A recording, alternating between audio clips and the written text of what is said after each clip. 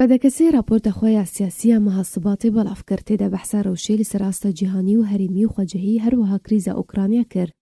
پارتیا دموکراتە کوردستان سووریا راپۆرتە خۆیان مەهاسباتێدا بەحسا ڕەوشە ڕۆژاوایە کوردستانێ کرد و گوت کوهین ڕەوشە ژیانەیە وڵاتیان زەحمەتە و زەحمەتی ببلندبوونا نرخێکە لوپەل و کەرەستێن خواردنێ ببلندبوونا دۆلاری ئەمریکی لە هەمبەر لێرەیە سووریا زێدەتر دبن هەروەها کێمبوونا کارینە کرینێ ji ber zêdebûna bêkarî û kêmbûna derfetên kar heta karker jî nirx ji wan re giranin û yasaya Sîzer jî bandora wê heye û xelkên her yek ji Efrîn, Serêkanî û Girêspî êş û azarên wan berdewam in ji ber binpêkirin û stemkariyên ji alê grûpên çekdariyên bi ser Tirkiye ve.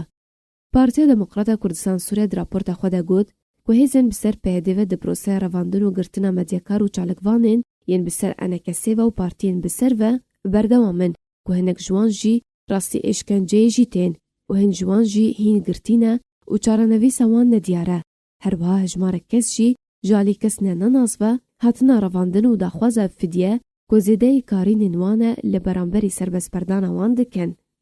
Li aliyekî din pedekesê di raporta xwe de behsa danûstandinên Kurdî jî kir û got ku hewlên berdewamkirina danûstandinan ji bo lihevhatineke Kurdî bûye mijareke kevin ji ber ku atmosfêrek jê re tune ye û serbar kir ku diyar e rewş wisa berdewam bike piştî krîza Ukrayna ku hevpeymaniya navdewletî û Amerîka bi roleke nû rabûne.